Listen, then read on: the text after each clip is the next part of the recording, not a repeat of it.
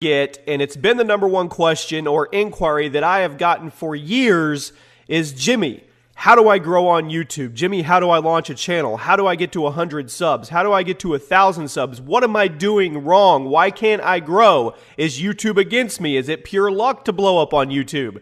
These are the type of questions that I get tweeted at and in the comment section and in my email all of the time. So I thought I would put together a video to help you guys get started on your YouTube path if this is something that you have decided to do. And no, there is no special formula in here that you're going to shoot up and have PewDiePie numbers, but I am going to give you some insight, some steps, and some thoughts that maybe some of these other videos that have done this didn't quite touch on. And as we get started, in the comment section, let me know what your channel is all about. As this video goes out, I will be spending some time checking the channels that people put in the comment sections as well. I'm always looking for a cool new channel to watch. And so I present to you 10 steps on how to get to 1,000 subscribers on YouTube. Step number 1, upload consistently. And you're probably saying, come on, Jimmy, we've all heard this one. This isn't anything special. No, it's not, but it is a foundation of how you can grow a channel. If you look at the successful channels out there, most of them rely on consistent uploads, whether that be daily uploads, 2 daily uploads. I see some bigger channels that do 5 daily uploads or even bi-daily uploads. So they upload every other day. But whatever they do, their schedule is consistent. I have seen so many channels die over the years. I'm going to take a week off. I'm not feeling it. I'm going to take a month off. I'll come back and I'll hit it super hard when I'm ready. And the second they do that, their channel suffers. There used to be a time on YouTube where you could upload 1 to 2 videos a week if you were a big channel and you could sustain, but it's not that way anymore. There may be a very special small group that can do it, but for the most part, it's consistency and repetition because people want to see what they want to see. And if they don't see what they want to see from you,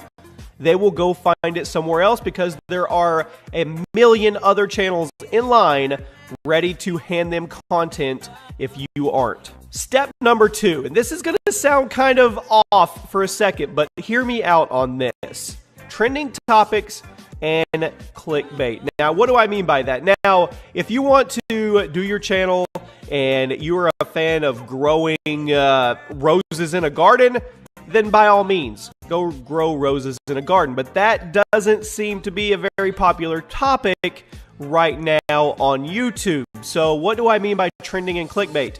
You need to focus on trending topics and clickbait. Now, hold on, Jimmy. What do you mean clickbait? How dare you tell people that the way to grow their channel is clickbait? Let's get in reality, people. Okay, I want you to come with me for just a second, and I want you to look.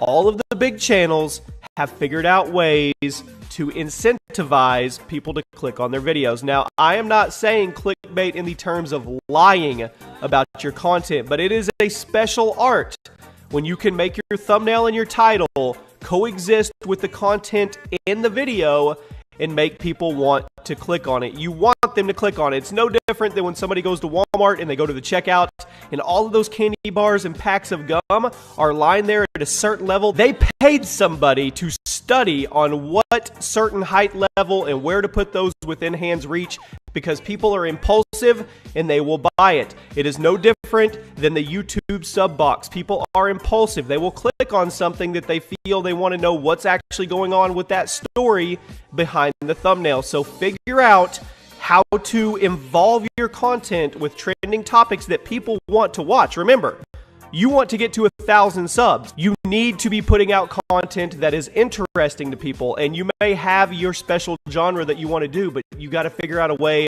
to mix the trending topics with your content. And with that, you need to know how to title and how to actually clickbait. I hate the word clickbait because it's more about creativity.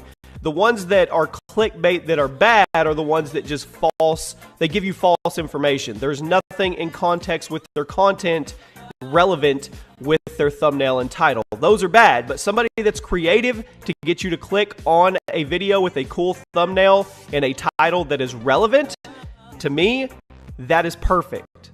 If you guys would like a focused video on exactly that, how to title, tag, and thumbnail your videos and focus on trending topics, let me know in the comment section and we could do that as a follow-up video to this one. Step number 3 on your road to 1,000 subscribers. People like to judge on the end result of where a YouTuber is, but people rarely see the grind that went into where that YouTuber got where they're going. What I mean by that is everybody sees PewDiePie, or everybody sees KSI, or your favorite vlog channel, or Rooster Teeth, and people don't put that with all the hard work and the grinding that these channels did for years. Most of these big channels have been YouTubing for multiple years. We're talking over 5 years. Yes, there are some that hit lightning in a bottle and they go viral, but for the most part, your dedicated channels that are out there have been grinding for years, and people tend to forget that. So when you're looking and you're looking up at all these massive channels, don't let it deter you. Don't let it bring you down. Remember, they were where you are at one point in their career. That is big. It's mental focus is a huge part of this. You have to have clarity and you have to have consistency and not let anything affect you or bother you. All you can focus on is your reality, your little bubble of what you're doing with your YouTube. You can't judge you versus somebody else. Step number 4, and this goes without saying, everybody knows this, but I have to put it in there just in case there is somebody that isn't aware of it. Equipment.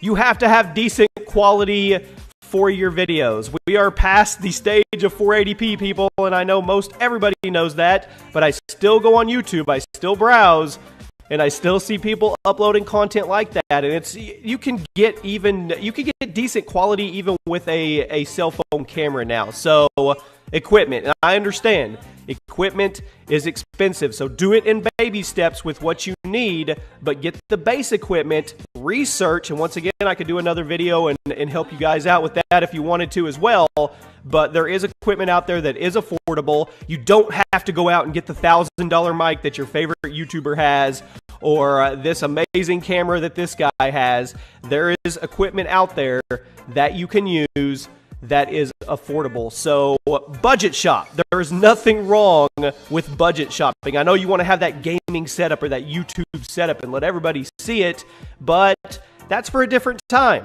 That's for down the road. Don't focus on that right now. Step number 5. There are no original ideas. Well, there may be occasionally, but they're very, very rare. Most ideas have been used and reused and rehashed and turned around and manipulated into something else, and that's okay. They aren't really around anymore because we're on the internet. We have access to everything, but it is okay for you to put your spin on a popular idea. There is nothing wrong with that. Forget all the people that say, oh, don't copy his content, or you're just doing what he did. If you see something fun like a top 10 or a series or a vlogging channel, or hell, the trend right now is mailing yourself in a box. If you want to give it a try in your own spin, go for it. Don't listen to people. You can do what you want. Just put your spin on it. A perfect example is my top 10 series. I in no way created top 10s at all. Wasn't even close to the first person, but what I did was put my spin on it and made it a community feel with Twitter. So that's how I've done my top 10s on Sundays. I involve Twitter. They get to be showcased in the top 10s, and that is my little spin on top 10s. You guys can do the same thing. There is nothing wrong with taking an idea and putting your spin on it. Step number 6, don't battle sub boxes during prime time. What I mean by that is there is a prime time for YouTube for most people. It's usually between 1 p.m.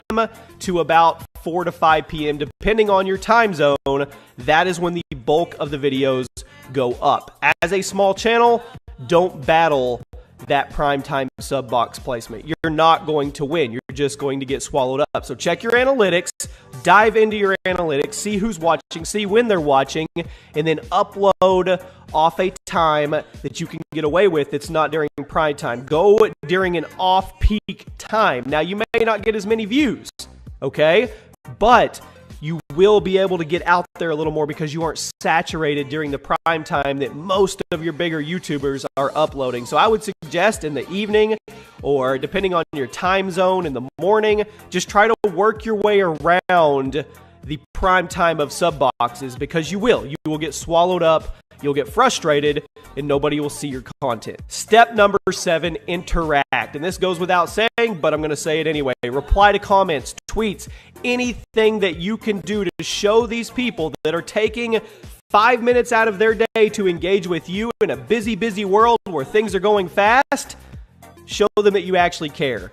Engage with them. That is one thing I have always done, and I will continue to do, is engage with my viewer base. It is the most important thing because they're there for you. You need to be there for them as well. Step number 8, I want to post what I want to post. I've heard this numerous times. Well, I want to post what I want to post. I don't care what goes on. Well, there's two choices here. There's a fork in the road for you. If you want to go down the left path and post whatever you want to post, then by all means do it. You have free will choice, and it's a free world, and you can do that. But if you want to go down the path of growing your channel, you have to put that to the side. It can't be a I want to post what I want to post mentality. Yes, you can post what you're passionate about, but like I said earlier, it needs to be able to connect to trending topics that people are looking for, and they have to want to click on it. So yes, post. If you like video games, post video games. If you like vlogs, post vlogs, but you need to make sure that those are intertwined with what people are actually searching on YouTube. Step number 9, thumbnails. Now, we talked a little bit about it in step number 2 with trending topics, clickbaits, and titles, but thumbnails is by far the most important thing. You need to learn Photoshop, get somebody that can help you. You want to have eye-popping thumbnails because they are the first line of defense in getting somebody incentivized to click on your content. A lot of people don't even read titles anymore. They simply judge by the thumbnail. And it is, to me, the most important piece of getting somebody to go watch your videos. And once again, there's a fine line and an art to making a clickbait thumbnail that is also contextual to the content that you have in the video. So thumbnails, thumbnails, thumbnails. Focus on your thumbnails. Step number 10, the final step of this video. Have realistic expectations on your growth. Do not start your channel and look at all the big channels and say, I want to be growing 5,000 subs a day and 500,000 views a day. I want to be there. If you focus on that, you'll never get there because you're focused on what they're doing instead of your little bubble and your reality. Focus on yourself. Focus on your expectations. If you start out and you get 10 subscribers the first week, try to get 20 subscribers the next week. If you get 50 views on a video for the first time, try to get 100 views on the next one. Baby steps your way up, and you'll find as you go, it'll start to snowball on its own, and it has nothing to do with you. It has to do with your body of work. Now, I'm going to give you guys 2 thoughts really quick. This is a long video, but think about this.